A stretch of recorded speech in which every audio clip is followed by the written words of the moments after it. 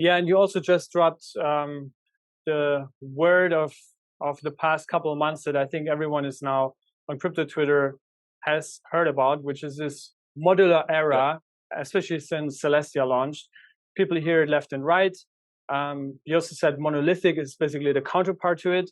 But can you maybe explain for those people that have no clue what modularity means? What does it actually mean? Modularity is the ability to pick what layers you are in your blockchain. Monolithic blockchains are simply single-state machines that can execute, and developers don't really have the ability to say what execution layer, what programming language, what settlement layer I'm using, what DA layer I'm using. They kind of get the option and say use it or don't bother. With modularity, you finally have options, and that's kind of what Celestia and a few other folks in the space have been really pushing. The ability to say whatever VM you want, Move VM, EVM, Solana VM, Fuel VM, Wasm, whatever you want. Choose whatever settlements. You can settle on Ethereum, you can settle on Celestia itself, you can settle on Tendermint, you can settle on Binance, Smart Chain, whatever you want. You can choose whatever DA you want. So you can choose Celestia if you want, you can choose EigenDA, you can choose Avail. You can choose whatever layer suits your use case. So we've seen a lot of roll-up service providers come up with different games, shooting different tech stacks. We've seen a bunch of different providers like Arbitrum and Optimism come out with their own role frameworks. So what we're seeing right now with the modular thesis is literally build whatever. You can choose what stacks are best for use case, because some people don't need fast chains. If you're a DeFi app that's like liquid staking focused and you're an app chain, you probably don't need tens of thousands of TPS. It's liquid staking. But if you're a game or a mobile app, you probably want lots too. Yeah, I think it's really important to understand. So what modularity basically does is separates the execution layer or environment from the settlement layer, right? And then there's another term that now is on everyone's timeline, which is data availability, which I think a lot of people have also a hard time. And even like technical, I'm not technical at all. So I had to really like dig deep into it, trying to understand how this works. But can you maybe explain like what is data availability?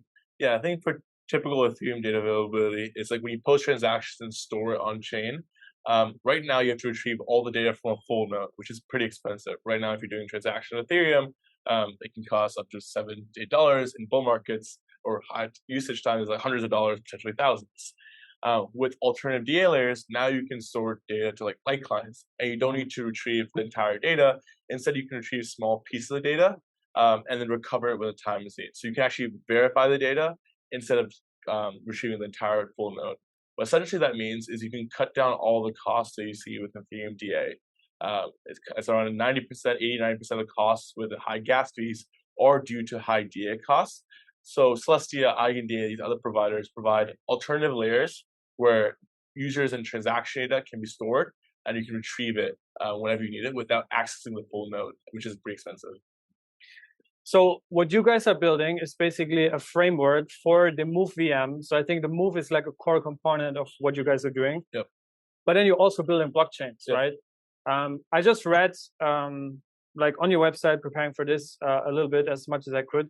M1, which is the first chain that you guys have built, which is basically using the Avalanche Snowman, I think it's called, consensus with the Move virtual machine.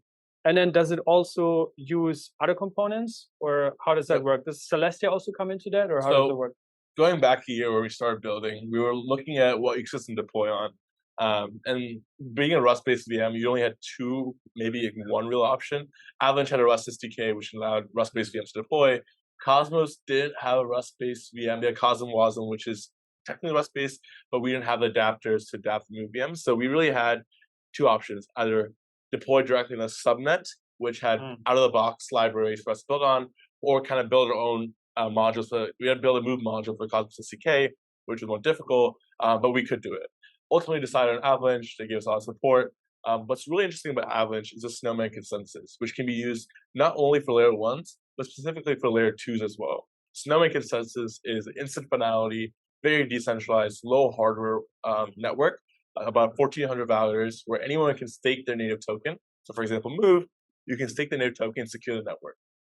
So for M1, which is currently in DevNet, it's just a layer 1 blockchain built using Snowman consensus with the Move VM on top of that. It's also even compatible, which we'll get more into later, but that's the main thesis. And then are you also building applications yourself, or? Yeah.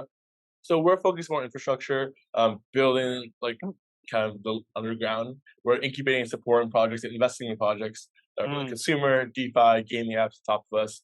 We've seen a lot of great community Upwork. So we just saw Perps launch 2 days ago on a network.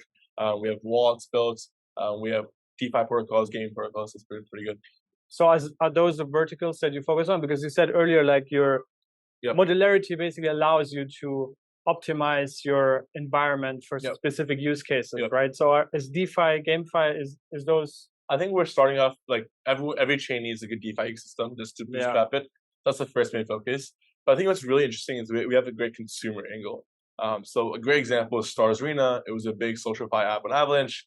It was building up traction. It was a small dev team, and after 2 weeks, got hacked for a security bug. The way we approach it is we want developers to be able to deploy code as quickly as possible to mainnet without worrying about security. So the same Stars Arena app could deploy the Solidity code. Our VM would verify the contracts are secure, make sure it's deployed properly, there's no bugs, and then deploy and execute it. So the consumer angle is very interesting, where people can deploy social apps, payments apps, and deploy within 1 month instead of waiting a few months, keep auditing it, pay up to $100,000 to $200,000 of auditing fees. So I think we're targeting consumer apps in the short to midterm. Yeah.